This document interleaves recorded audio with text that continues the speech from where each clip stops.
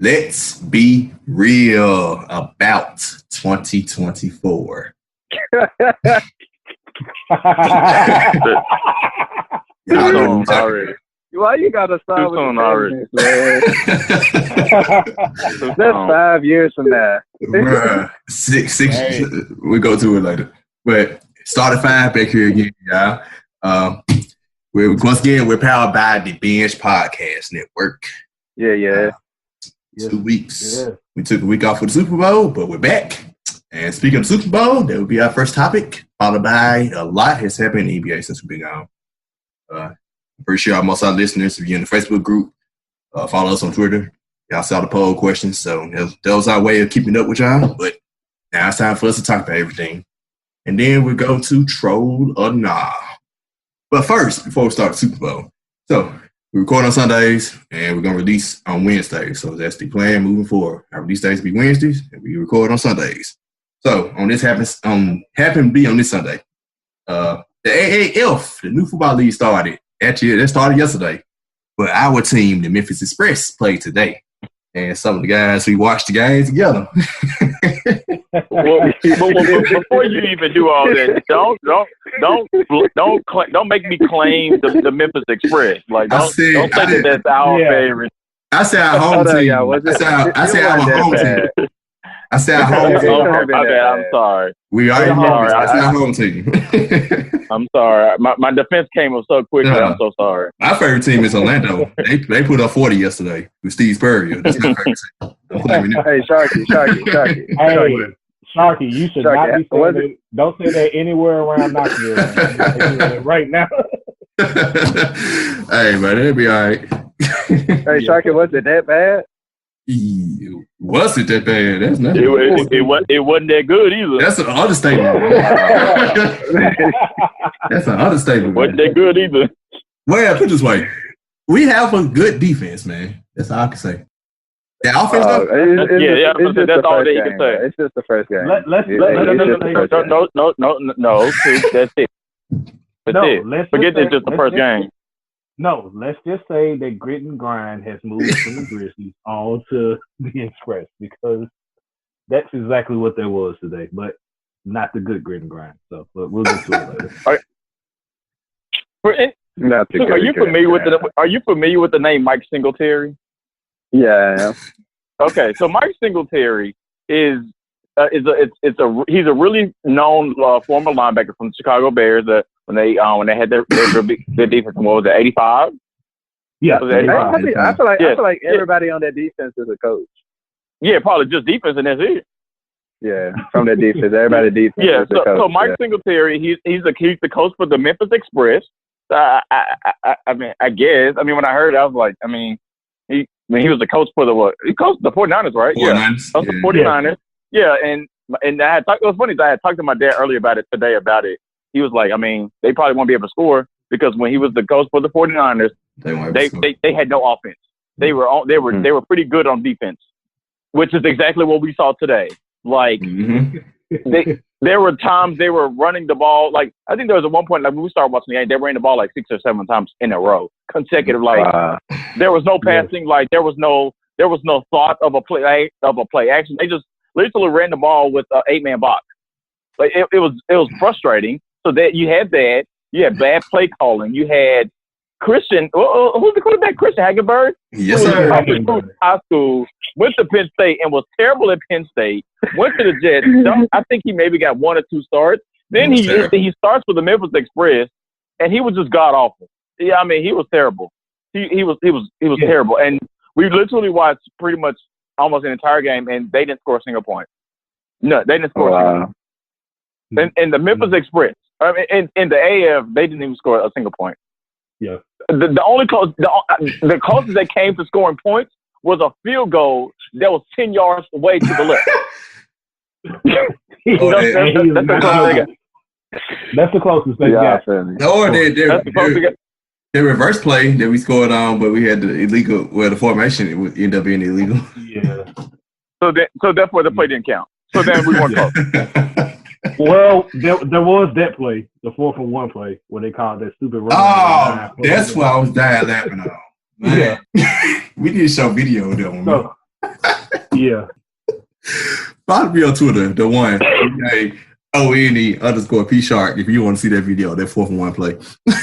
Yeah, I'm gonna see that. I gotta see what you're talking about. Yeah, I think all of us retweeted it. So you'll see it. Sharky. I mean not Sharky too. They ran the ball. It was a 4th and 1 play. They're inside the 5th. They're in the red zone. 4th and 1. They run the ball. I mean, they have players blitz. It's an 8-9 man box, and they run the ball. Wow. It was the coolest thing I've ever seen in my life. They ran out of wishbone. The wishbone. Ran out of the wishbone formation too. Yeah. Dude, bro, I tell you, these folks when they paused it, bro. I'm on the ground rolling, laughing, and these folks paused it. Savage, it was over here. They over here breaking down the play. And my insides are hurting, bro. I'm laughing that hard, bro. Long story short, the Memphis Express lost 26-0 or something like that. Yeah, it was 26-0.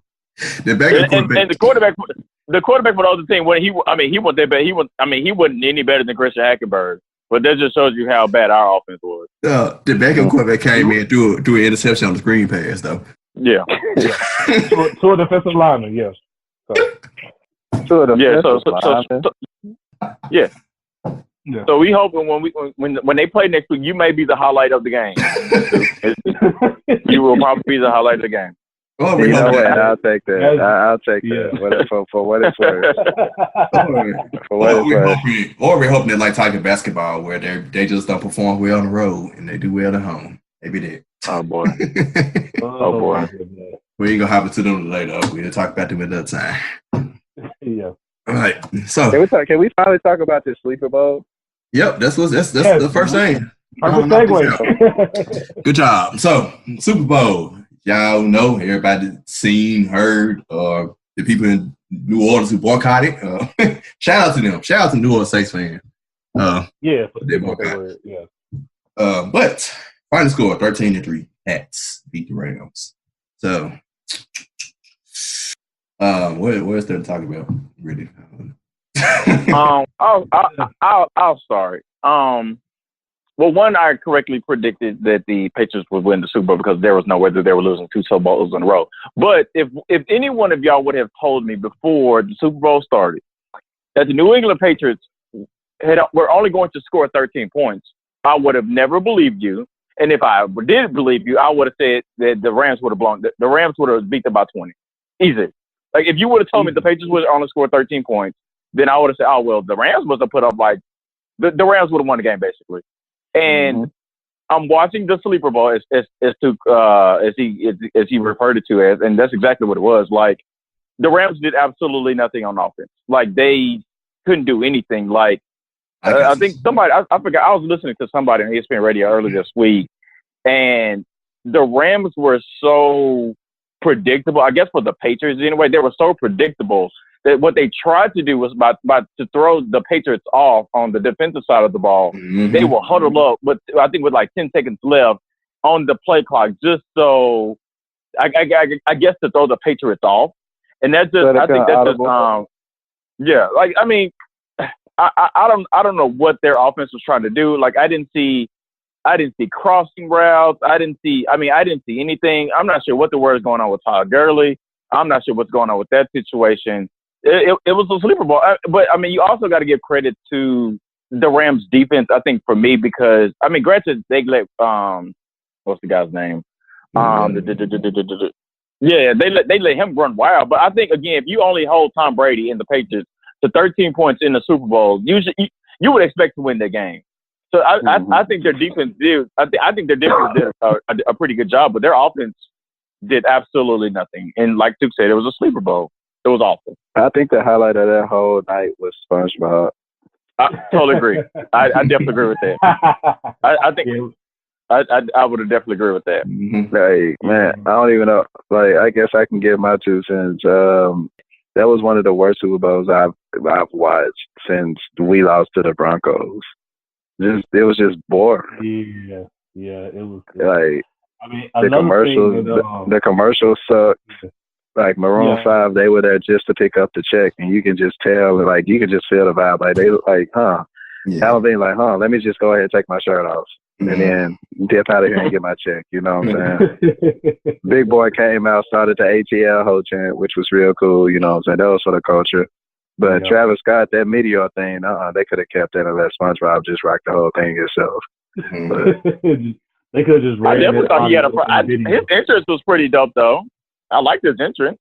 I mean, shout out to my mom. She was like the only person I know, and my brother that was just genuinely excited. And I was like, I feel like I wasted time watching the Super Bowl. But did you have food? Huh? Did you have food? Oh yeah, I have food. Thank God for the food. You watched that, It's not a problem. I mean, because I could have ate and bounced. You know what I'm saying? Yeah, that's true. I could have ate and bounced. But one thing that I do want to point out is kind of like I know the Patriots are the Super Bowl champs, but I really can't say that they were the best team of this year. Like, hey, it's just me. They wasn't, but a lot of times. Well, I ain't gonna say it don't happen too often, but I mean, the best team will always win, and especially the Patriots. The Patriots are never the most talented team. They always. If y'all saw my Instagram story, I think they got a deal with the devil going on or something like that. I don't know. Go ahead. That plays into my conspiracy theory, which I'll get to in a minute. Trevor, the floor is yours if you want to take it right now, brother. Oh, okay. Well, just on the game itself, another thing that hurt the Rams, because I was the one who picked the Rams to win, is when they got to a point where they were starting to get things going. They had a lot of costly penalties, which either kept they had a couple costly penalties on defense, which kept the Patriots on the field. And I know there was one play in the second half where Todd Gurley broke out for a big run. Oh yeah, it was called back for holding, which kind of killed their momentum. So costly penalties on top of basically everything Skylar just said in regards to the game. But my conspiracy theory is. I just think the NFL just threw a huge middle finger to all of black people, basically. And man, you took the words right out of my mouth, Trevor. Thank you for you. Follow me on this. Just follow me on this. Okay. So the Super Bowl was held in Atlanta, which is one of the blackest cities in America. Mm-hmm. Of course, afterwards, it was the lowest rated Super Bowl in like the past 10 years. Mm-hmm. Mm-hmm. The Patriots won as a backlash to Philly winning last year, which Philly came out, it was all Black Lives Matter, we against police brutality, yada, yada, yada, that whole thing. Have y'all also noticed that since basically Donald Trump announced that he was running for president and since he's been in office, that Robert Kraft and Tom Brady have been doing a lot of pandering to black people lately, if you really know. You see Robert Kraft hanging out with a lot of black people. You saw him on stage with Cardi. Yep. He was at the Celtics game last year with Gucci Mane and Meek Mill. Apparently him and Meek Mill like besties now. Yeah. He was with Magic Johnson. He was with Magic Johnson just today. So like and then with Tom Brady, you have after they beat the Falcons in that Super Bowl, he's hanging out with Migos. Of course, there's the infamous interview where you can clearly see the MAGA hat in his locker.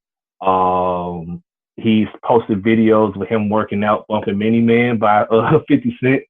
So, and then on top of all of that, of course, you got the collusion case going on with the NFL, Colin and Eric Reed. So, I just think the NFL just threw a huge F you and said, screw you black people, screw everything you're talking about. Here's how we're going to do it. We're going to give you the worst possible game ever and probably one of the most entertaining cities in the world. And y'all ain't going to do nothing because, hey, what are you going to do about it? Because you're still going to watch. So that was my whole thing. I would say as much as I don't want to believe that's happening, I would agree with you. But I think they may have created a problem of their own. Because I think that the NFL thrives off of Is that another problem? I mean, because the NFL thrives off of ratings, right? The NFL is. You can go to the dictionary, look up the word problem, and you'll see the NFL right next to it. Like the whole NFL is just a problem. You'll see the shield. The shield. Then I would agree. Hey, come on, man. Well, I mean, they just a problem in themselves. Yeah, that's true. But I think one thing that you said, Trevor, which is something that stuck with me, was that was the lowest rated Super Bowl in 10 years. And I think that's something they're gonna at least think about for next year's Super Bowl. But how? I'm not sure exactly. How? What can you do so that next year's Super Bowl isn't lower ratings than this Super Bowl? Because making sure that the right team gets there. Yeah. Yeah. So you're gonna pretty much continue to blatantly cheat for teams to make the Super Bowl. I mean, I agree with you because it's obviously working. I mean, I wouldn't say necessarily all that. I mean, because Philly got there last year. Yeah, making the right call. Yeah. That Saints game, basically. What's he going over? Yeah. I think it's them making the right calls. I think they're gonna do a lot. I won't say a lot. There's gonna be some changes in this offseason as far as like officiating, the replay system and all this type of stuff to make sure that the right team gets in there. Because at the end of the day, the NFL cares about ratings. Every sports league cares about ratings, and so that's how everybody makes money. For the Super Bowl for this past Super Bowl to be your lowest rated Super Bowl in 10 years says a lot. That's a lot. Yeah. So I think like I said, I don't want to agree with what Trevor's saying. It also makes sense, but I think they'll do some changes in the offseason, and then even into the next season to make sure that the right team gets there. Okay. I feel you. This sounds all good, but I wouldn't be surprised if we end up seeing a rematch of the Super Bowl, to be honest with you. That's true. That's true. You know what else happened? What if it's like, let me see, the Raiders go to the Super Bowl or something? Heck no, that ain't happening. NFL teams can make a quick turnaround. I don't know if you make a quick turnaround that quick. Yeah. Okay. I'm calling it now. You never know. Chiefs Rams was the official Super Bowl, man. I'm sorry. I'm just gonna go out and say it. That Monday Night Football game, I'm pretty sure the ratings was through the charts. It had a high scoring game. You had plays on both sides of the ball. We're gonna dub that the Super Bowl. Right, because the NFL didn't want. They wanted high number offense. So that's they didn't like the Super Bowl because 13-3. That's exactly what they didn't want. You get what you asked for. Yep. Yeah. You get what you. What's funny is I think we had talked about it. I think on a podcast. Maybe it may have been the last podcast or maybe the one before that, where we all kind of agreed that this past season was the best NFL regular season that there's been in quite some time. Yeah. But then now it was kind of a sour, bitter taste. For me. Really? The Panthers. Yeah. I think that was probably the best regular season that we've had in a while. Take the fandom out. Talk about Panthers. Yeah, exactly. Yeah, I see. Yeah. No, I'm just saying. No, as far as like just storylines and just the games and stuff, like it definitely was very entertaining. At the same time, yesterday the video that went viral of the AAF hit, like for me to be able to see that hit and no flags was being thrown, I didn't have to worry about a flag. That means something. Anytime a quarterback gets sacked watching any NFL game, I got to make sure that it wasn't a sack. That's an issue, bro. That's an issue. So I really can't say that this was the best season. Offensive-wise, yes, but just me, the eye test? Nah. And then after the Super Bowl, what? Nah. Yeah, the Super Bowl definitely left a sour taste in my mouth. Yeah. So nah. And then my Panthers was hurt. Yeah, I know you briefly brought up the AAF, but they did miss a call today, a blatant. So the referees don't like Memphis in any sport, man. In any sport, it don't matter. They don't like us. Bro, dude blatantly dropped that pass. But that's a story for another day. Oh yeah, we'll move on. That's a whole other story. We wasn't coming back anyway. But dog, that was horrible. Yeah, funny. They was, the replacement officials for that failed mirror game with Seattle and the Packers. I think they in the AAF, bro. Oh wow! I'm convinced. But next topic, bro. What else you got? Hold on. Talking about how terrible the Super Bowl was. Yeah, let me get my thoughts. Well, I agree with all y'all sentiments. For sure. What really made me heated was the Todd Gurley deal. I need something to come out. I need to hear about what's going on because 10 carries, 35 yards. Why, bro? They ain't throw screen passes to him. The Rams thrive off screen passes. Like, I don't care. Even if he is hurt, this is the last game. And even C.J. Anderson, I feel like could have done a lot better too. Right. So then, like I said, they tried to put it in Jared Goff's hands. I got stats in front of me: 19 for 38, 229 yards. He missed throw after throw after throw. Brandon Cooks did drop that one that would have been a touchdown, but he also. Glad you brought that up. Yeah, he actually dropped 2. He did, but the Jared Goff threw that jump so late, like yeah, the first one was late. Yeah, right. He threw it so late. The defender caught up to him by that point. But the other one before he threw the pick, yeah, he should have got that one. But my thoughts, the Rams just missed chances, but they averaged 32 points a game throughout the season and only scored 3 in the Super Bowl. So that's completely embarrassing. The defense played great, but I believe the overall defense as a unit played well. I thought Aaron Donald disappointed me. He wasn't disruptive really at all. But talk your talk. I showed me action about that. He wasn't. I thought, like I said, you used to him making like a great game-breaking play or nothing that happened with him. But overall, as a group, they played well. It's disappointing as in him to be the best defensive player in the league that he didn't make. I don't really remember his name being called at all during the game. But when it boiled down to it, they scored 13. They only gave up 13 points. So offense, Jared Goff, whatever's going on with Todd Gurley, it's on them. Sean McVay supposed to be this young, up-and-coming offensive guru. Hopefully, all these coaches that's getting hired because they were his assistants. Hopefully, the NFL has learned a lesson about hiring these young offensive-minded coaches. But we'll see how next season goes with that. Yeah.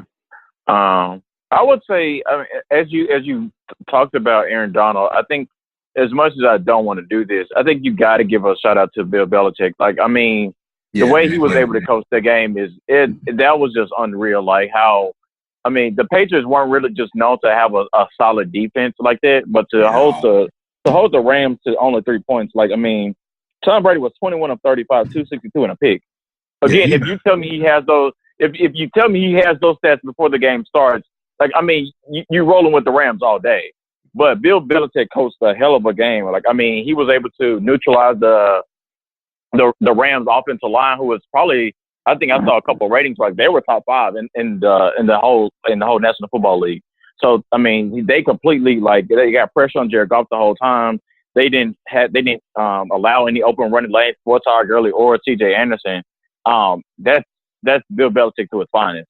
So, I mean, the lack of coaching that Sean McVay did, like Bill Belichick, like he coached a hell of a game, offensively and defensively. I guess I agree. Yeah, it's Bill Belichick, so it's kind of one of those. Yeah, we expect it. So, I do feel like Sean McVay did choke on the pressure because the Rams, how they played during the regular season, they went away from it. You know what I'm saying? Yeah. It's like he tried to outsmart himself because of Bill Belichick. Bill Belichick gonna stop that, so I need to do this. Like, no, do what works. Yeah. And then if he does stop, he do something else. Yeah. But like you said, like there was no. Yeah, like you said though, like their offense, it was just like there was no screen passes. Like there was nothing. Like there was no crossing routes. There was no like, okay, like, well, let's just at least try to like throw the defense off. Let's try to like randomly go in like a 2-minute offense. Like there was just nothing. Like there's a shot of Sean McVay just looking absolutely lost on the sideline. I was just like, oh boy, that ain't a good look. Like he just looked absolutely like dumbfounded. He he really didn't know what hit him. Yeah. Before we move on, Skyler, as you always say, these coaches and coordinators, they do too much trying to outsmart themselves. So they overthink themselves. I say it all the time. Sometimes these coaches and coordinators, they overthink themselves all the time. Yep. It's so simple. Before we move on, quick shout outs to Julian Edelman, shout out Super Bowl MVP. He had 10 receptions for 141 yards. And shout out to Sonny Michel. He had 18 carries for 94 yards in the game's only touchdown, which is kind of cool for him since he had a pretty good national championship game last year, but they blew the game against Alabama. So for him to redeem himself his rookie year in Super Bowl, pretty cool. Yeah. Let's get on to the real stuff. The NBA. We starting first? The greatest reality TV show out there. Yes, it is, man. It's better than I put it up there with all the women shows. To the Housewives and Love Hip Hop is up there. The NBA got to be up there. But is it better than the Flavor of Love? Though the Flavor of Love was trendsetting. It was Flavor of Love different though. We talking about Flavor of Love was trendsetting. We talking about current discount. We ain't going to pass. And then we ain't for the comparison. That's classic.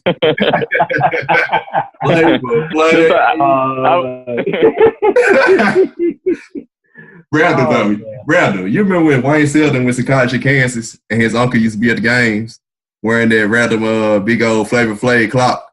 Every time Wayne Selden have a big dunk, he used to always do some kind of little celebration with the joint. Oh, Lord. I used to trip out that show to John's But wow, I remember that. Yeah, I forgot who they played at the time, bro. This show was so funny, fool. But what do we start at? Trade deadline. Before we go into all that, let's talk about the All-Star teams and stuff. So, Team LeBron versus Team Giannis. I think last time we was on, they announced the starters, if I'm not mistaken. And the starters. Yeah. So, first, give a shout out to me because I said on the last podcast that they just need, instead of taking away the All-Star spot, they just need to give an extra spot to the legends for Dwayne Wade and Dirk Nowitzki. And what did they do about 2 days after we released the episode? Add an additional spot. Add a special spot. I want we want our credit too. We want the credit. Yeah. They ain't gonna get it to you. Yeah, I know they ain't. But it's okay. We gonna be all right. But the draft, we already know LeBron dominated the team case of that draft. But how y'all feel about this live draft? Like, it was cool. I was actually it was pretty much saying it was. I think it was pretty much like LeBron figuring out, like, because he's doing Space Jam 2. He's trying to figure out who he wants his teammates to be. You know what I'm saying? His real team. And he used that in the draft. Yeah. And then, because they are going to be Lakers, you know what I'm saying, eventually. Yeah, that's what he was trying. You see? Besides Kevin, that's a recruiting again. That's a recruiting again. Yeah, you know, he gonna this tampering. We just publicly seen tampering. Giannis called it too when he drafted Anthony Davis. He was like, man, it got to be tampering. Yep. Giannis woke. Yeah. Well, no. Giannis is just terrible at picking a team. We're not gonna absolve him. He's terrible at picking a team. I'm saying Giannis, right? Giannis could definitely gonna win. Giannis team gonna win, bro. I can see him win. I mean, it's all because it's the All-Star game. I can't. They'll lose by 20. Honestly, I don't think it'll be close. I can't because it's an All-Star game. How much do the players care? That's the point. That's the question. Yeah. But talent-wise, I think also with Team Giannis, they got most of the people that's probably going there for the first time. So they're gonna want to try to put on a show. So like, Kemba's probably gonna want to put on a show. Oh yeah, for his hometown. Yeah, for his hometown. D'Angelo Russell's gonna want to put on a show. Paul George. Paul George, Dark Horse, always puts on a show. I think the last time he went for 40, so that's my pick for MVP. Yeah. Since Steph lost last year when he was the captain, I know he's gonna want revenge. So I can see a way for them supposed to win, and LeBron team kind of like we're just out here. I'll put it like this: if it's close, if it's like within, if it's 10 or closer, then we'll see what's up. But also low key too, LeBron can easily go him off the field. So yeah, good because LeBron made the trade too. He traded Russell Westbrook for Ben Simmons, so you add Russell Westbrook to already hungry team. He played hard regardless. Well, that was. He'll go 3 or 15 like he always do. He'll go 3 or 15 like he always does. Not no All-Star game. Not no All-Star game. Oh yeah, I know. I just like throwing a little shade at Russell Westbrook. I like throwing a little shade. That was gonna be my time to do. He got 9 straight triple doubles, man. Yeah, they did that to put him and Joel Embiid on the same team because they didn't want no. Yeah, I want to see that. All right, shout out to Joel Embiid, by the way, too, for the performance against the Lakers. But trade deadline deal. Yeah, I did. Anyway, go these trade deadline deals, man. the big deal that was like before it got close to trade deadline. Since we recorded our last episode, this was the first big one. Kristaps Porzingis is going to Dallas. That's pretty much. I mean, we can name the other players in that trade, but Kristaps Porzingis in Dallas, and the Knicks got salary cap room for 2 max contracts this summer. So, and everybody that couldn't play with Luka Doncic. Yep. You got, I got some more trades. You got the Blazers, got Rodney Hood from Cleveland. That was pretty big for them. Got the Sixers. I mean, I'm just saying, like, you know, for them to do something, for them to get that third option. The Bulls. So I'm done with the Bulls. Otto Porter is in Chicago now. So y'all heard me saying trust the process. I'm officially done. I can't do it until folks come home, man. So go back on my Bulls history. Elton Brand is now the GM of the Sixers. When I started watching basketball, when I became a Bulls fan, it was after. So I was too young I didn't see Michael Jordan win the championships. So I became a Bulls fan either the year after he retired or 2 years after he retired. Whenever Elton Brand's rookie year was in Chicago, that's the year I became a Bulls fan. So ironically, I think it was 2001. 2001, yeah, it was around the time, 2001. Now, because I started watching, I know the first year I started watching ball was when the first year I started watching was the year New York and San Antonio played in the finals. So that was the year after MJ retired. It was 99. 99. So either Elton Brand rookie was then or it was the next year, the following year. But he's now GM in the Sixers. So ironically, what team I'm going to? The Sixers. My favorite player, Jimmy Butler. My second favorite player, Joel Embiid. They just made a trade for Tobias Harris. I'm a Tennessee Vols fan. Tobias Harris played college in Tennessee. So it just makes too much sense. So it does. that was a big deal. Jackie. Good job. You got a good team. Yep. So that was a big deal. Tobias Harris to Philadelphia was a big deal. Harrison Barnes got traded in the middle of a game to Sacramento. We'll get to our Grizzlies later. That'll be the next topic after all this. I just hold off on you talking about those trades. And Markelle Fultz got traded to Orlando. Dante Simmons and a second-round draft pick. So the comeback tour will begin in Orlando. Yes, it will. So which trade or which team? I don't know. It's open floor. What do y'all really want to talk about from the trade deadline? What was like the biggest? Well, we'll save my Lakers for last. I mean, this whole Lakers and Pelicans. That's the whole topic. That's next. Yeah, that's next actually. So, but I think for us, I think the trade that sparked, I think the most conversation for us, I think was the Knicks and the Mavericks deal. Absolutely. It kind of came out of nowhere. It kind of came out of nowhere, honestly, because. I was at least for me, I was under the impression that I knew Porzingis wasn't going to play for the rest of the season. I think deep down knew that he wasn't happy, but I didn't think he was so unhappy that he was like wanting to be out. And of course, apparently that they've had this conversation weeks ago, but they were able to keep it on the wraps, which I think was amazing. And then pull off the trade. So Dallas being able to get Porzingis, but not only Porzingis, like. To be able to get Tim Hardaway Jr., which he's really good. I think a lot of people kind of sleep on him because he's in New York, and New York, of course, hadn't got much TV time lately. But Tim Hardaway Jr. is pretty good. But to get Porzingis out of that deal is good. So you pair Luka with Porzingis, and that's just, I mean, everybody's calling them it's the Steve Nash and Dirk Nowitzki duo all over again. So that's something I'm going to be looking forward to. I actually heard a pretty cool nickname for that duo. I heard it, and that was called Luka Chris or something like that. Yeah, I'm sure y'all heard that. That was actually I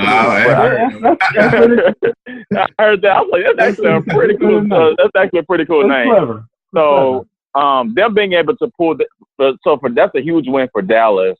But I think where we talked about it most in the group meeting was, is they going to do anything for the Knicks? Like that's a huge swing for the Knicks to do something like that. So it's just a matter of with them now having 2 max spots open, and now they don't have Porzingis. Are they going to be able to attract free agents with I can't think of the GM's name that's still there. Not the GM, but the owner. Jim Dolan.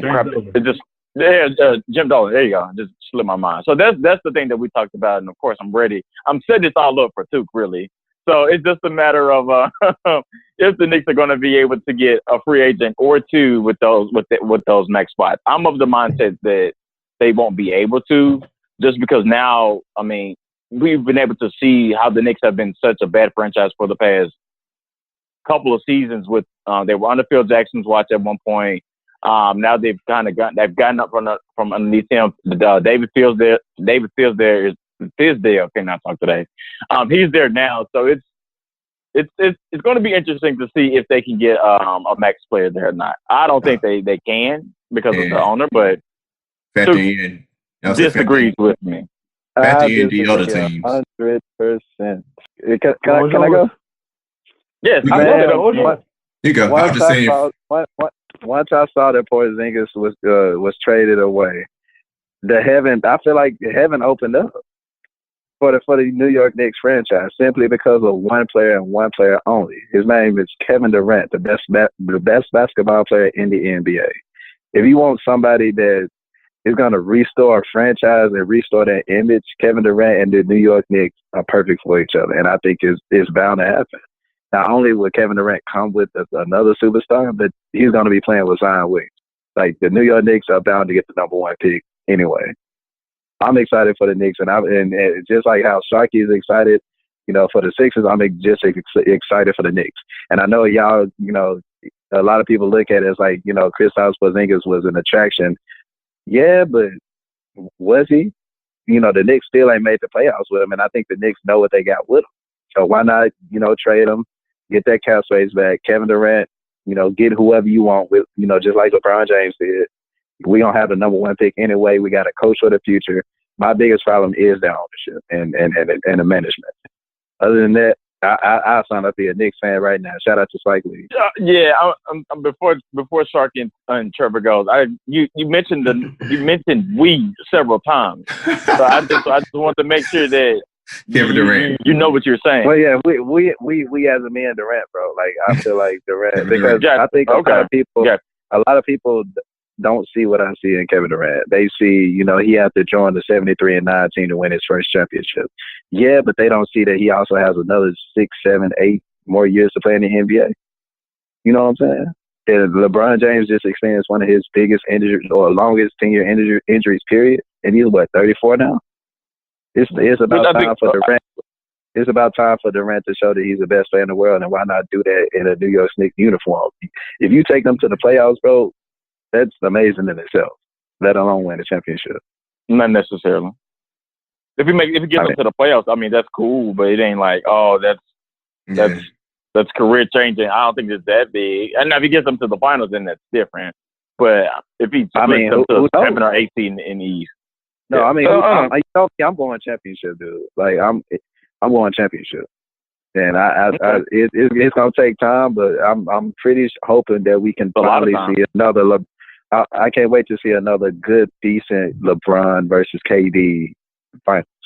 You know what I'm saying? Not this Warriors juggernaut team with the 5 All-Stars, just Kevin Durant led versus LeBron led Lakers.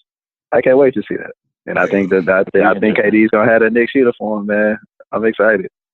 Well, the trade that got my attention, well, it kind of coincides with this one, but the Tobias Harris trade to Philadelphia. Now, of course, I'm excited for Philadelphia, but that kind of opened the floodgates for your other team, Mr. Jerry West and the Clippers that you always been talking about. So that's what's going to hurt New York, because New York is not the only team with max cap space. They're not the only team with max cap spaces. You got the here's the thing with the Clippers, and I think that because how I feel about Kevin Durant going to the Knicks, I can't say that he's going to be in a Clippers uniform. However, I feel that this is going to be more pressure for the Lakers, because now you're going to compete with we're in LA too. You know what I'm saying? Do you really want to go with LeBron? You know what I'm saying? Who may or may not be a toxic superstar at this point. You can come and run your own team in LA, and OG Jerry West knows what he's doing. Mm-hmm. There will never be a Lakers and Clippers rivalry ever. You can book that. That would never happen. So that it don't that have whole to be a rivalry, but at the same time, they could be two respectable teams in LA. Yeah, you got to think like a lot of people would come to LA just for the scenery and market it.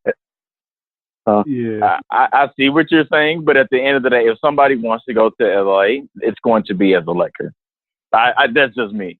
With the I think if you naturally grow up, I think naturally if you just grow up a sports fan, if you want to be in LA, you go be a Laker. You don't be a Clipper. With the exception of Kawhi Leonard. Okay, so why hasn't a superstar joined? Let me ask you this. Why hasn't a superstar joined the Lakers since LeBron? Or you know what I'm saying? Because of management. Because of management. But it don't matter. That's a tradition. If you want to be in LA, you're going to be a Laker. But I think that's part of it. I think when you're a free agent, I think when you're a free agent, regardless, I get what you're saying, but I think as a free agent, no matter what the history is of a particular team, if you don't trust management, to get you help, to get you players that you respect, that you like, then why go there? Regardless if find me a player that don't trust Jerry West. I wouldn't say. Find me I'll say this and I'll let Trevor go. The Lakers will get a second start in this offseason, and I'll be done with that. Yeah. Mm.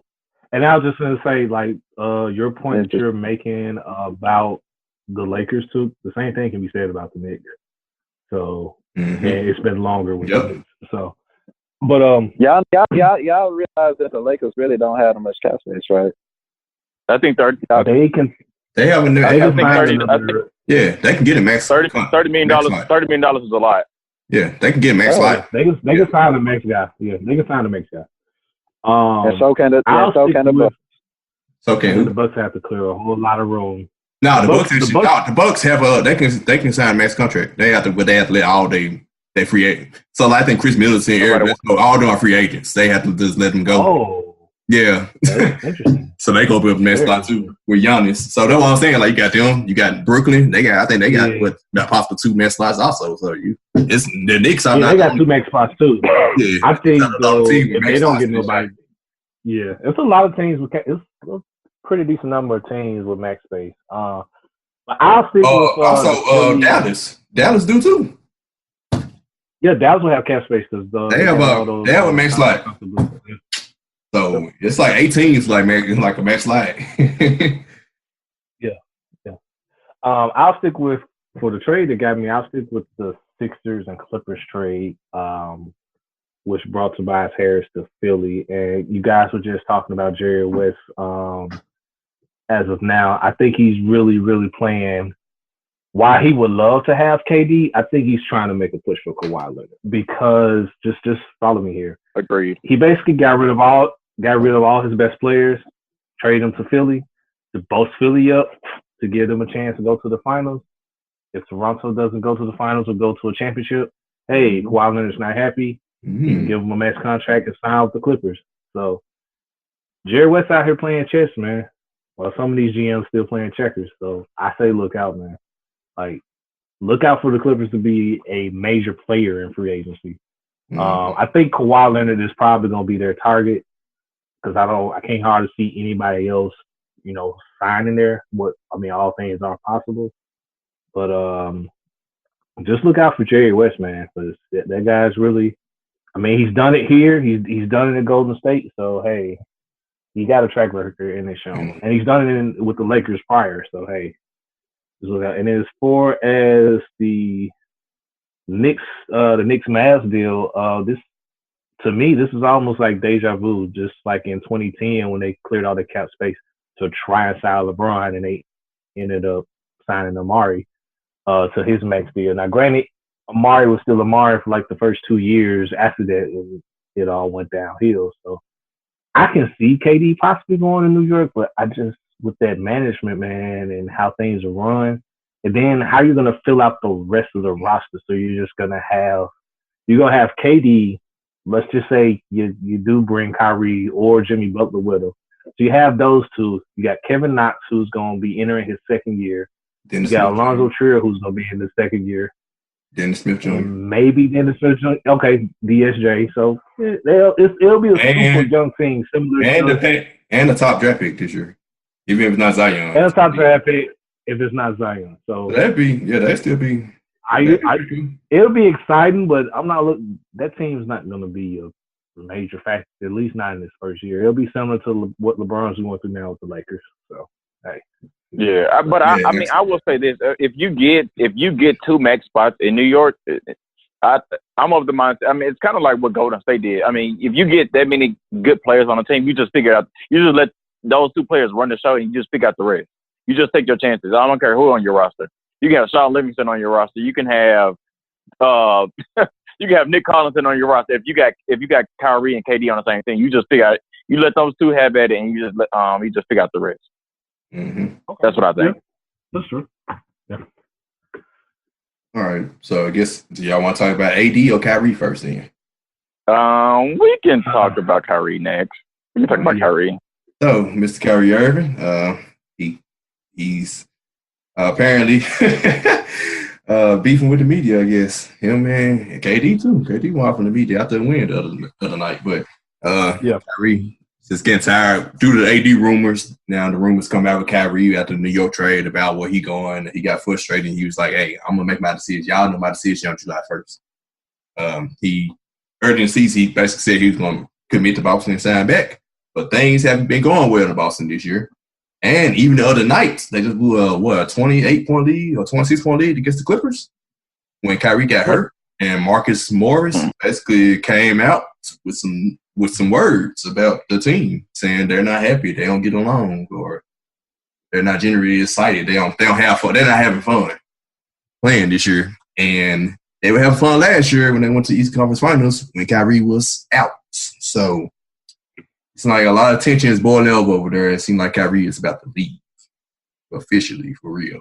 But he's also back cool with LeBron, so New York is not exactly the number one option anymore. Like he might be going to the Lakers. We won't know. But what are y'all whole thoughts about whole Kyrie in this whole situation in Boston? Period. I think he's definitely leaving, and I've been of the mindset. I understand how good Kyrie is. Kyrie's definitely a franchise player. But I've been of the mindset, and I've said this even before the season started, I think they should let him walk anyway. Because I believe if you believe that much in Tatum, if you believe that much, well, I won't say they believe that much in Jaylen Brown, but if you believe that much in Jason Tatum, then you also have these draft picks, and then you got Gordon Hayward's contract you can't come off of. I mean, at some point, you got to pay some people. So I'll be of the mindset. I mean, I wouldn't, and this isn't to say that the 2 players are the same, but I think Terry Rozier could run that team, I guess, the same as Kyrie, or it seems as if like it could run a little bit more smoothly, I guess, is what I'm trying to say. And you could get Terry Rozier on a cheaper contract than you can Kyrie. So that's just me. If I'm Boston, I would just let him walk. I think he's gone anyway, but I would just let him walk anyway. You re-sign Terry Rozier. You come back. I doubt they pull off a trade for AD. That's just me, honestly. So you come back with Rozier. At that point, Jason Tatum is in his 3rd year. So you kind of at that point you let the offense run through Jason Tatum if you believe that much in Jason Tatum, and you just kind of figure out the rest. Mm-hmm. Then you still got a lot of pick this year that you're getting from Memphis. So that's what I would do. Mm-hmm. And they actually got 2 that's coming. They got the one from Memphis, and then they have one from the Clippers. And I forgot what deal. That just made me sad all over again. Yeah, it just made me sad all over again. They potentially could have 2 picks in the lottery if it falls outside of the top. I think the Grizzlies the top 6. Top 8. Top 8. Okay. Yeah, top 8. This is this year's draft. I don't care anybody can argue me up and down. This draft is not good to me. That's the top 4 I have. Agreed. They have to outside of the Duke crew and Ja Morant from Murray State. I really don't see anybody else. Right. I think the guy from Gonzaga, Huchimaru, I think he could be good, but he's not no. He's not a franchise guy. Yeah, he's not a franchise guy. He's gonna be a good, piece. But yeah. Took, you got anything? Nah. was some reports that did come out also that I saw that the Morris twins said that they're not having fun. Yeah, that's it. Yeah, I mentioned it. Yeah, so that I think down the line that's definitely gonna play a key. I was honestly I'd like to see Kyrie join LeBron just for the simple fact, for one, like that rivalry renewed with the Lakers and Celtics. Oh yeah, because imagine everybody gonna be hating the Lakers now, and then vice versa. That's kind of like the only reason I like to see it. But other than that, I don't know. Kyrie wanted to join it. I mean, he wanted to join a team that he can control. That'll be his team, and he, I said like going forward, like that's not going to be his team. It's Brad Stevens' team because you're playing in his system. It's going to get to a point where Jason Tatum is going to be the number one option, and I'm pretty sure Kyrie doesn't want that right now. And honestly, I can see I view Brooklyn as the dark horse of Kyrie, or some team, so one of those teams, because like you said, he wants his own team. Mm-hmm. Will he want to join KD in New York, knowing it's not going to still be his team? It's going to be KD's team. Join LeBron. That's good. But I think Dennis Smith Jr. is going to be the next point guard for this period. My point. But even then, Brooklyn hard because D'Angelo Russell is balling. So it's true. His goal of having his team, unless Kawhi doesn't go to the Clippers, that's probably his only option if he really truly wants his team. He kind of stuck if he really truly wants his team. Yeah. I'm sorry. Go ahead. I was just going to say, I don't think Kyrie necessarily at this point wants his own team. I think if you listen to the latest reports, I think the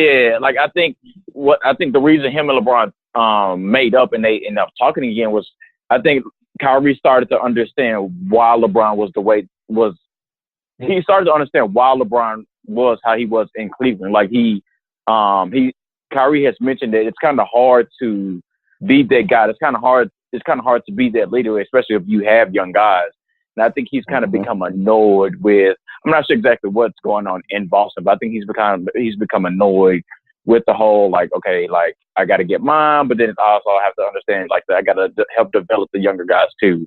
I think as much as he used to want his own team, I think he's now like, okay, I see why people are joining up. I see why people are recruiting other teammates. I think he's kind of got that. I think he's gotten that point now. Mm-hmm. Yeah.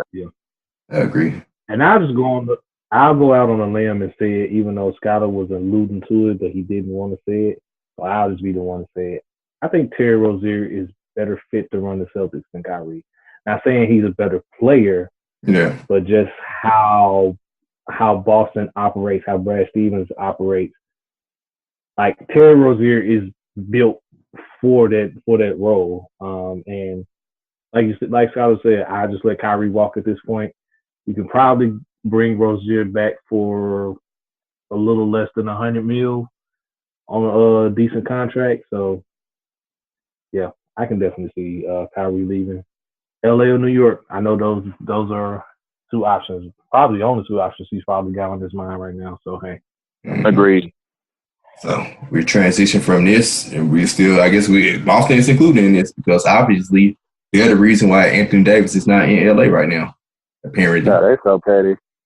So Boston just had a whole petty tea party. No, New Orleans just dumb. In my opinion, New Orleans is dumb because I doubt they're giving them Jason Tatum. So yeah, they're not. The Lakers are finna get you basically the whole team outside LeBron for Anthony Davis. And I just saw Kyle Kuzma put up almost 40 on Philadelphia today. So I'm just not understanding what New Orleans is thinking about. But if y'all know about the trade reports, Anthony Davis to LA for everybody but LeBron, basically, and a couple first-round picks. For all the reports, everybody but LeBron and KCP. I didn't see Kentavious Caldwell-Pope in any trade scenario. But I saw almost everybody else in the trade scenario. And that's probably all because they're all under the same Rich Paul under the same, agency. Yeah. So sports. Yeah. What are y'all thoughts about the whole Anthony Davis situation? Somebody go first. I'll let go last. You go, Skylar. By you being a regular Lakers fan, you can go last. I gave my thoughts essentially because, like I said, Lakers, the New Orleans should took their trade. So whatever. Well, from what I was reading, and it was kind of interesting, the way this whole thing went down. Only for me, because one thing that annoyed me was it seemed like nobody in ESPN wanted this trade to happen. People can say all day like LeBron's been recruiting, LeBron's been tampering, but at the end of the day, Anthony Davis to the Lakers makes the NBA that much better. As much as you don't want it to happen, as much as you can say it's bad for the league, it makes the league that much better. Because you can just see, I'm pretty sure the NBA, I'm pretty sure, they were owning headlines going into the Super Bowl week.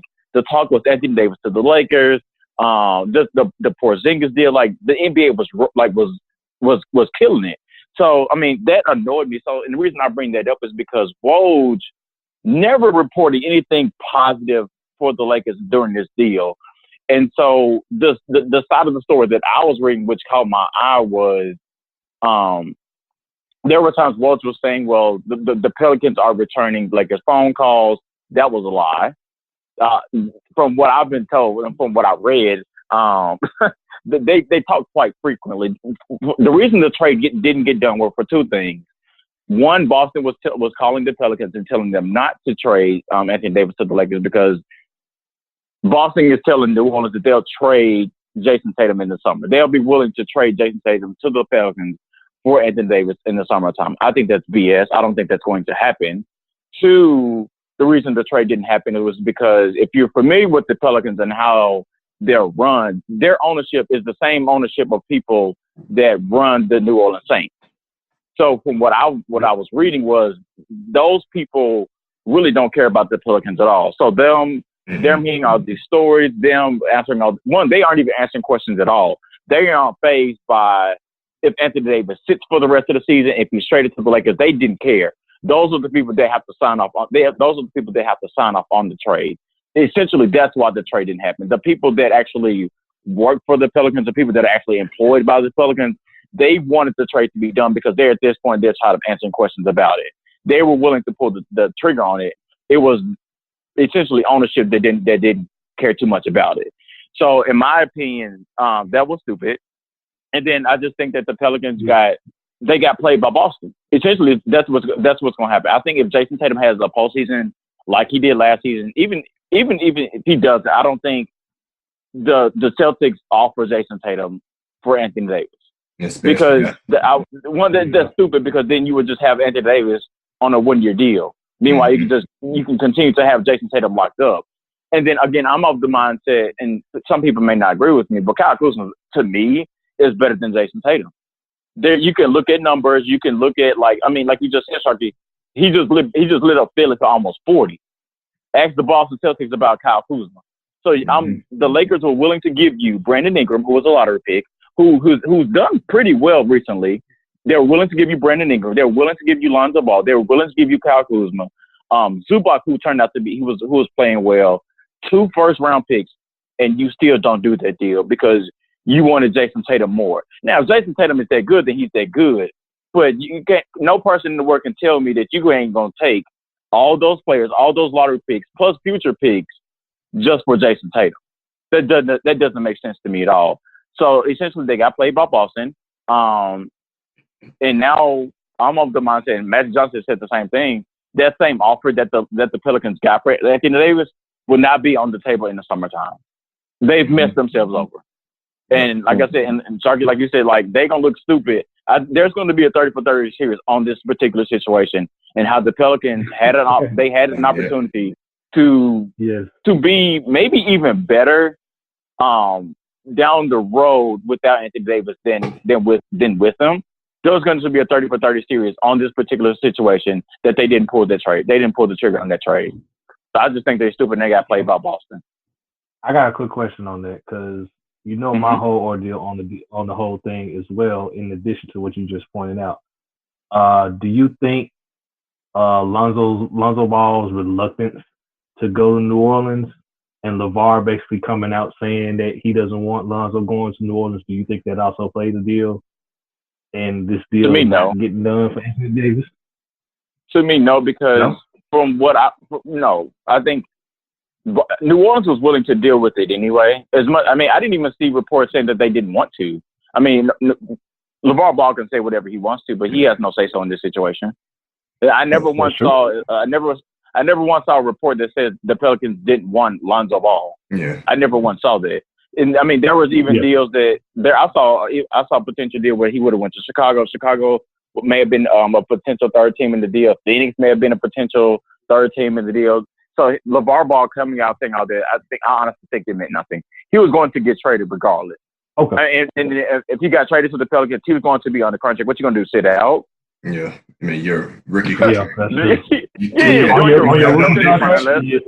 Come on now. Let's be real now. Let's be real. I think they had nothing to do with it.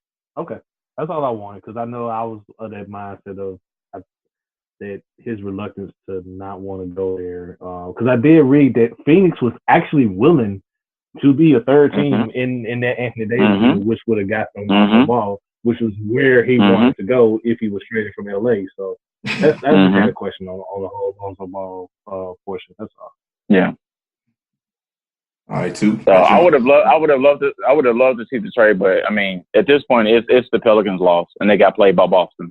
Yeah, because then the Lakers, I don't think y'all would have, and getting him now, especially after trade on the playoffs, y'all won. It ain't like y'all beating Golden State and getting no championship anyway. So, like I said, New Orleans just missed themselves over. Too, you got anything? No, y'all hit everything on the head. The Pelicans definitely played themselves. I think every Laker fan shouldn't really be too mad at the Lakers, because they really literally gave them that whole team besides LeBron James on a silver platter with draft picks, and the Pelicans just said no. And I'm pretty sure that the ownership for the Pelicans, who I'm not sure the manager, he's just as dumb as Chris Wallace, but he's gonna look back and like, dang, I could have had all those assets for Anthony Davis, who's really gonna leave me anyway. Exactly. So, yeah. You know, for them for them to be playing them too is kind of like, oh, that's gonna be a tricky situation too. Because I understand not wanting him, the Lakers pretty much set this up for him to get there. I understand, we ain't let you go to the Lakers, but they literally didn't have to offer you all of those pieces either, because that's where he wants to go. And they literally was like, hey, we'll give you all this. And y'all sit there and say, yeah, and then it was like 4 first-round picks. I was like, oh, heck no, that's not happening. Since we traded for Steve Nash and gave him 4 first-round picks, I said as a Laker, I would never ever want to see that again. You never want to give up 4 first-round picks ever. That just mess up your franchise for real. Let me ask you guys this: do you think something for Anthony Davis? This could be like an ego stroker, because now he saw how much he was worth. And he saw how much that the Lakers were willing to give up for him. So it's like, dang. Do y'all think that really had, a sway in his decision as far as what he's gonna do? No, I don't think it was an ego stroke, because the deal that he's on now, when he signed it, it was like for $200 million. Like, he became like the first $200 million guy on the contract. Like, then they're super max to stay in New Orleans. I just think. And we talked about it earlier when it came to management not doing right by him by surrounding him with the right pieces. And you get to a point, like right now, he's in his 6th, 7th year in the league. At some point, you're going to want to do something and try and win. And if New Orleans is not doing right about him, then as a player, he has a right to want to get up out of there. So I don't think that whole thing about what the Lakers were willing to give up for him is him having his ego stroke. I think it's just at this point he wants to win. And he sees that New Orleans hasn't done right by him, so he's just trying to go somewhere where he can possibly win. Yeah, I agree too. I don't think they did anything for the. I think because I think he probably already knew how much the Lakers wanted him.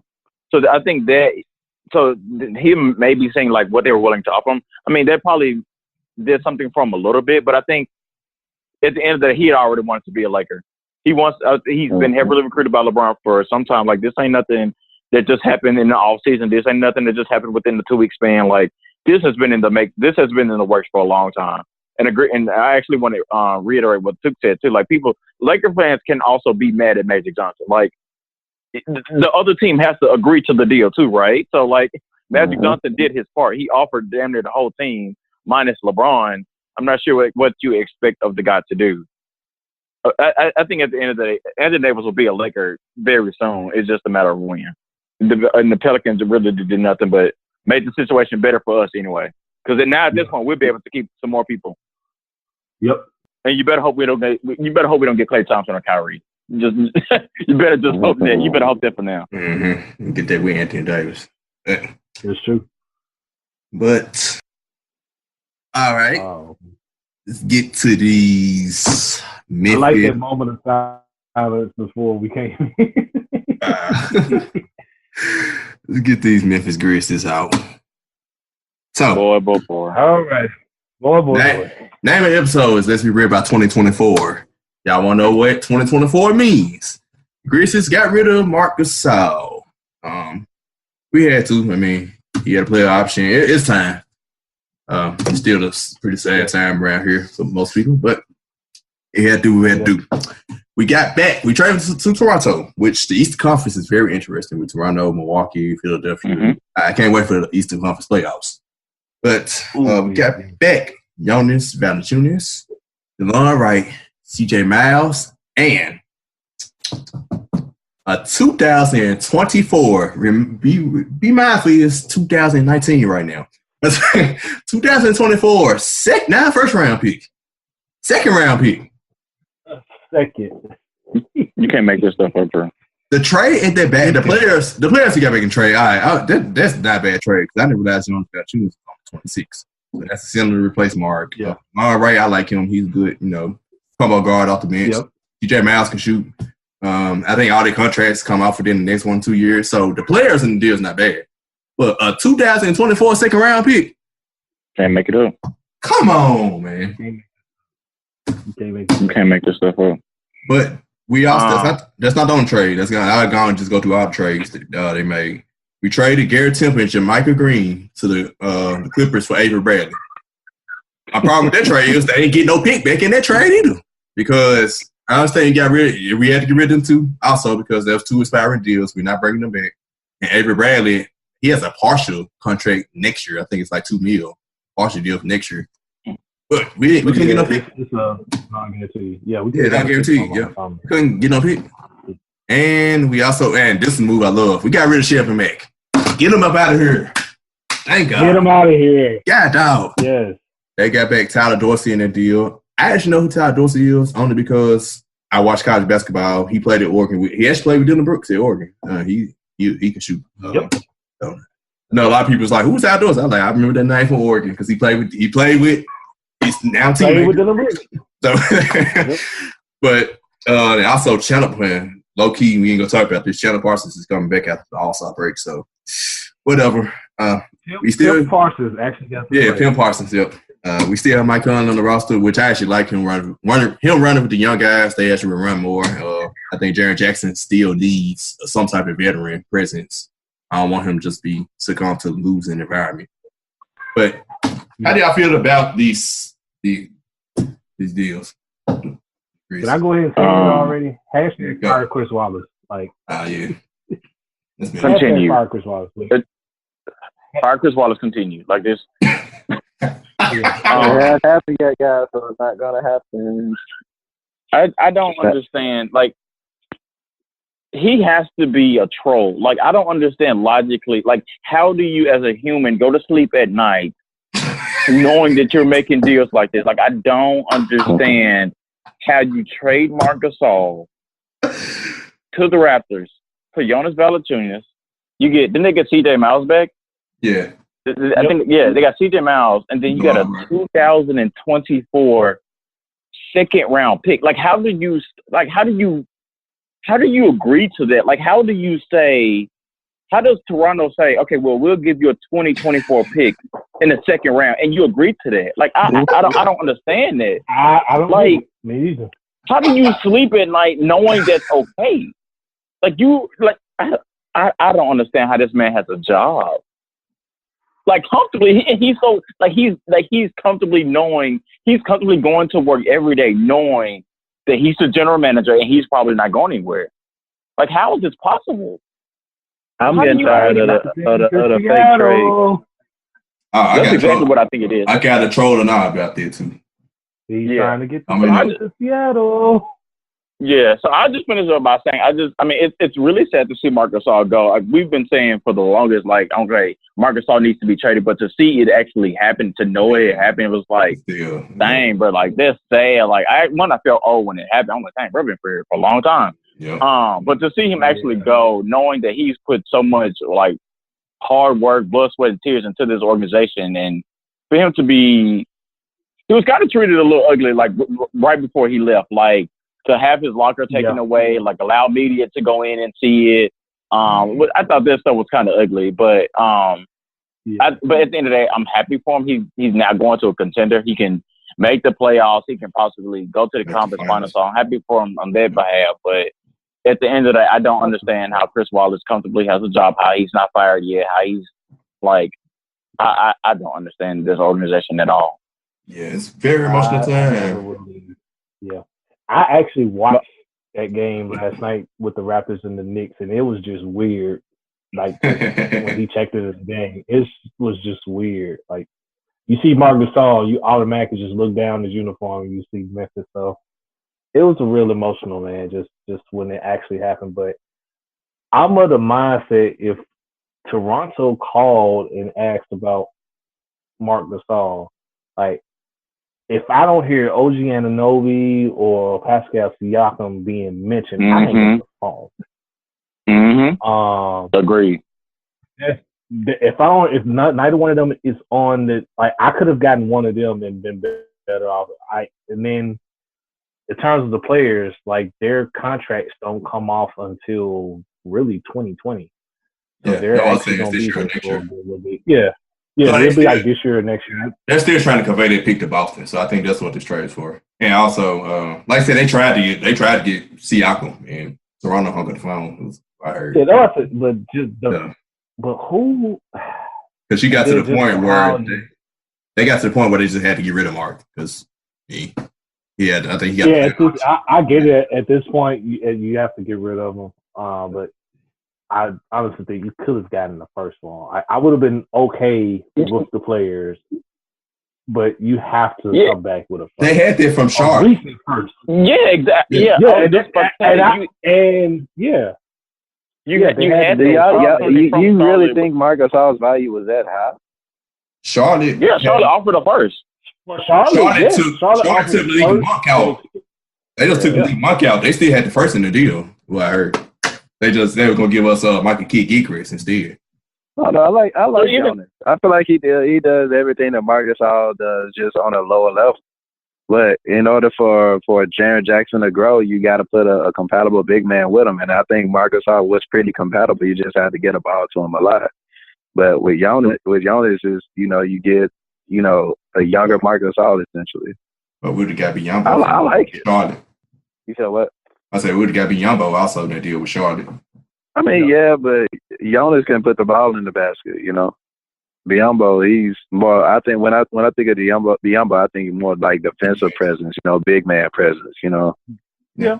But Jonas, like I said, literally does everything that Marc Gasol does, just on a lower scale. I like the trade, to be honest. I said I like Jonas. I like the players in the deal. I like it's the pick. Yeah, the players in the deal is fine. Yeah.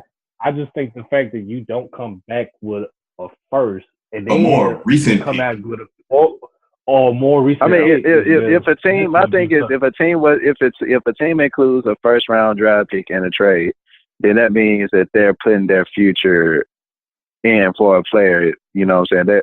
What I'm trying to say, they're bringing in a player that can help them in the future. I think that with this trade, that the Raptors are going in all now, and they weren't able to bet their future on Marc Gasol.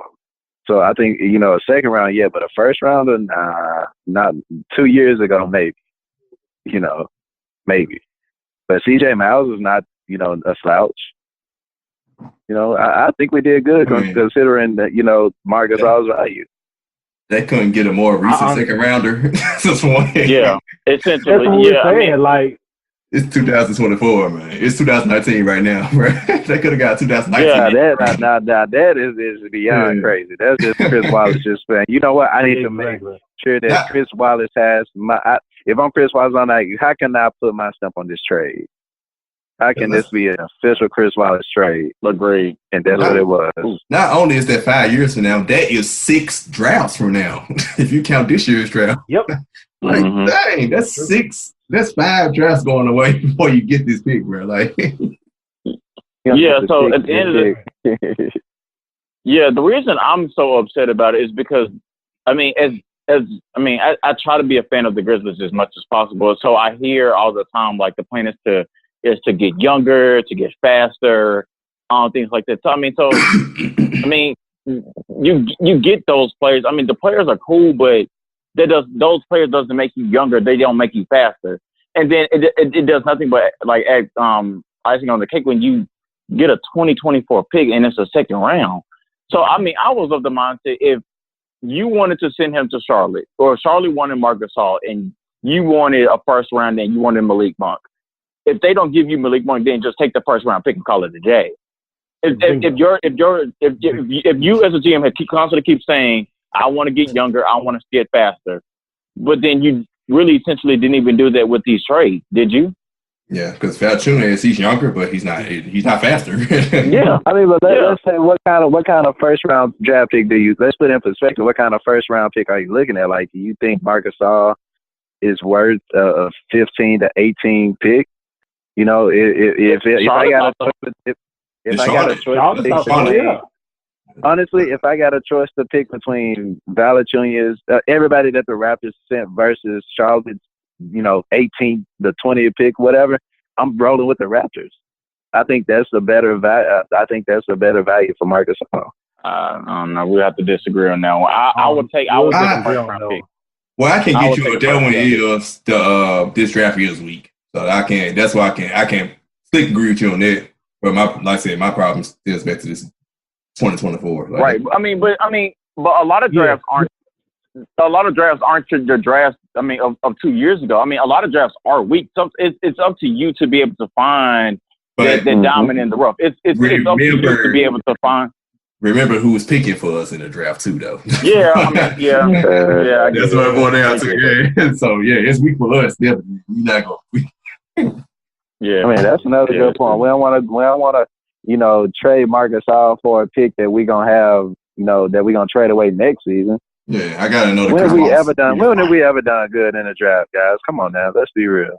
Last year. Jaren Jackson James. Last year. That's it. That's it. Jaren Jackson may be first. Chris Wallace's first All-Star selection. Yeah, Mike, and that took so long to even look like it was good. Yeah.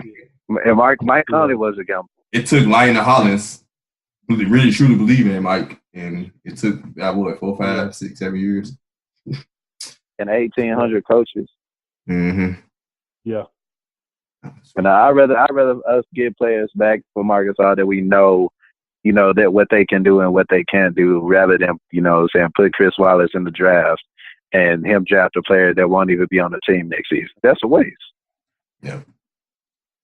True. All right.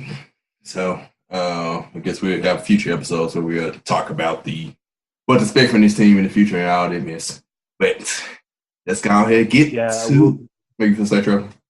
I was just going to say, on another time, we'll talk about Mike Conley's future and things of that nature, because I'm of the mindset he'll either be dealt before the draft or on draft night. Yeah.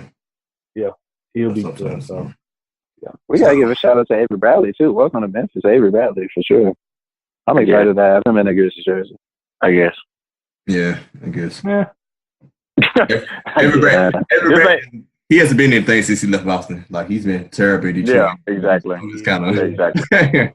But yeah, Detroit is Detroit though. Let's not act like that's the best team in the East. Yeah, I ain't. But was a team either worthy, of being noticed. But Memphis is equivalent to Detroit, though. That's the point. But it's gonna get on to our famous, or well, it's going to be famous if it's not famous already. Troll or nah? Use a troll. I got one from us just talking. And we was talking all that nonsense about what New Orleans was doing, and we compared to about the Grizzlies trying to get them to Seattle. My troll is that New Orleans will move before Memphis does. I can agree to that. Yeah, I could agree to that. Especially when you consider the ownership. The Saints ownership owns them, and New Orleans, all they care about is the Saints. Actually. Yeah. I can see them selling that team before. Because Memphis, like I said, you go. Yeah, because I was just going to say with what we mentioned on the last podcast about the city of Memphis basically having all the leverage to keep the team here in the event that Robert Perry does want to sell them and move them to Seattle. I'm with you on that. And we just talked about how New Orleans ownership is. Like, you offer them a couple of the NBA owns them, you know what I'm saying? Yeah. So if a billionaire from Seattle be like, hey, I want a team, I want to go ahead and buy a team, the Pelicans will probably be one of the first ones to go because that's what the NBA got to do, essentially. Mm-hmm. Yep. I'm with you, not a troll. Yeah, agreed. Not a troll, man. Not a troll. Agreed. That's not a troll. No. Yeah. Yeah. So, I think what probably was going to happen, low key, is New Orleans will move to Seattle, Memphis will move to Vegas. That's probably what's going to happen. That's why That's what's going to happen. That's exactly what I got. That's exactly my mind. There you go. I swear. That's what I was thinking. All right. I'll go next, actually. So I actually just came up with this one. So you guys have all heard like the latest with Antonio Brown and him wanting out and all this drama that's still with the Steelers. Lately, I've been of the mindset I don't think Antonio Brown's going to get traded. I think Antonio Brown's going to be on the Steelers roster come training camp. Troll. Yeah. Everybody. I don't think he's going nowhere. I really don't think he's going anywhere. Everybody trains in it. It's the summer. I mean, not the summer, but then obviously everybody trains in it. Obviously, what else you supposed to do? Sit around. I kind of want to go. No, I want to wait till after the draft. Man, if you don't make a choice right now, don't wait. Exactly. I mean, no. What's your initial choice then? That's what we go. If you had to choose one right now. You said what? I said, what's your initial choice right now? Then, if you had to choose one right now, I go with if I had to choose right now, I go no. I think he'll be come training camp. He'll still be with the Steelers. Okay. I'm with you. Y'all can see that. Yeah, I'm with you on that. Reason I say I'll go one even further on my troll now. I think Le'Veon Bell will still be with the Steelers. Low-key. Y'all just gonna concede. Let me go back. I'm now to Trevor's, and I'm now to Skyler's one with Antonio Brown because he's still on the contract for like 2-3 more years. So yeah, he ain't nothing he really can do. He can't. He can do like that. Bell sit out. You still on the contract like 2 more years. So the Steelers really they don't have to trade you. But on the Le'Veon Bell one, how you go, Scott? Yeah, no, I was just going to say, I think the biggest thing for me, regardless of if he's under contract or whatever, I think you have to realize how special Antonio Brown is. Like, you can just say, oh, yeah, he just, like, go back and look at, I mean, I've watched it at least 2 or 3 times. Like, go look at his game tape from the New Orleans Saints game. He was being doubled the entire game. And not even just that game, the entire season. But he still had a great year. And you can't find many people like that. You can't just up and just draft a receiver like that. You can't find nobody like that on your practice squad. Like, bruh, he's good. Like, he beats double teams consistently. Like him, what was I trying to say? Essentially, he's a special player. He's a transcendent special player. And I think essentially at some point the Steelers will realize, okay, like we gonna work this thing out. And I don't think they'll trade him.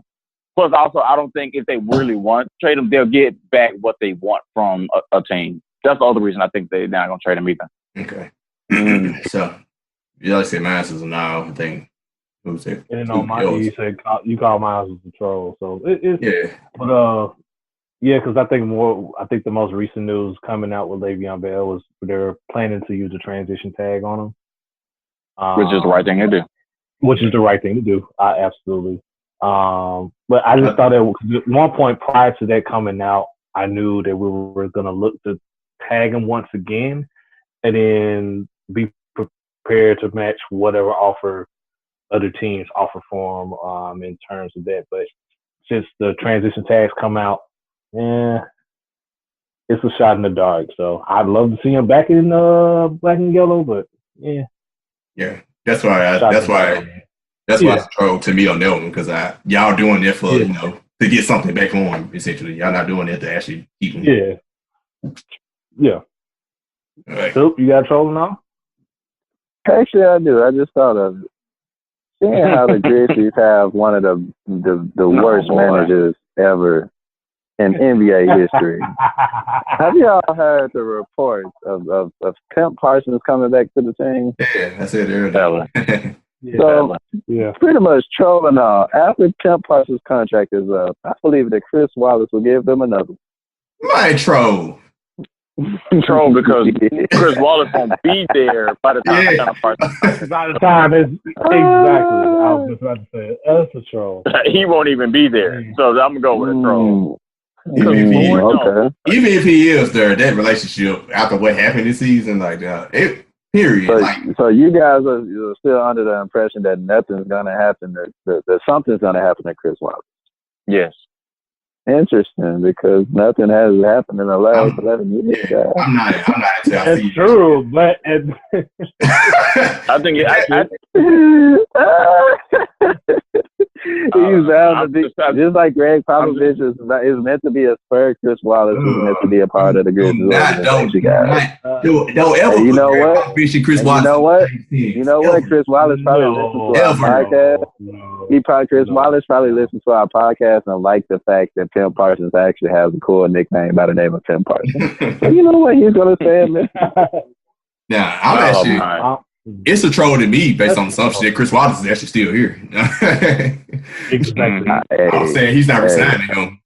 Yeah. Okay. I'm thinking Chris Wallace. And I'm telling y'all, ain't nothing gonna happen to Chris Wallace, and he gonna fall in love with Chandler Parsons' play again because he's been training in LA. Well, he's gonna play.